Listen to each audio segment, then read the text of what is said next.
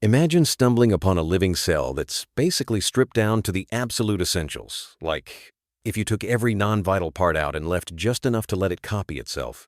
That's exactly what this new microbe, Sukunaarchaeum mirabile, is. It almost sounds like science fiction, honestly. But researchers did find it inside a single plankton cell right off Japan's coast. And what's wild is its genome. Only 238,000 base pairs. That's tinier than anything we've seen before, less than half the size of what used to be the smallest known archaeon. And it gets even wilder. When they looked at Sukunaarchaeum's genes, they found it only has the absolute basics, just enough machinery to copy its DNA, make proteins, and a handful of tools to grab molecules from its host. No genes for making energy or any of the usual cell stuff. Right. It's almost like the cell equivalent of moving into a house with just a bed and a fridge, no TV, no lights, not even a door. And the craziest part? It literally can't survive unless it borrows everything else from its host. Which begs the question, where do we draw the line between a cell and, say, a virus? That's the philosophical rabbit hole here.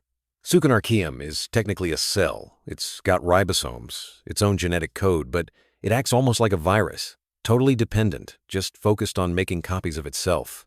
It really makes you wonder, if something can't survive on its own, but it's still got all the cell hardware, is it alive in the same way as, say, bacteria or amoebas? Or is it some kind of missing link between classic cells and viruses? And what really gets me is that they've spotted traces of this thing, or at least its relatives, all over the world's oceans, especially in tropical regions. So it's not even a rare oddball. It could be a huge piece of the ocean's hidden ecosystem. Exactly. And that actually connects to a bigger mystery. How much of Earth's microbial life have we totally missed?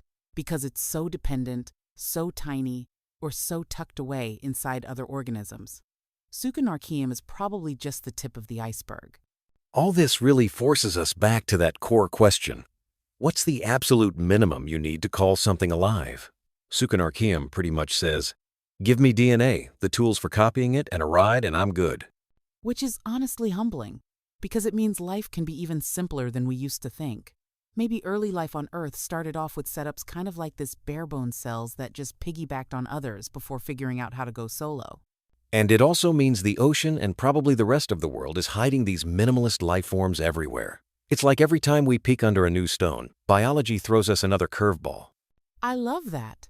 It's a reminder that even the tiniest, weirdest cell can change how we think about life's origins and what might be out there, waiting to be found.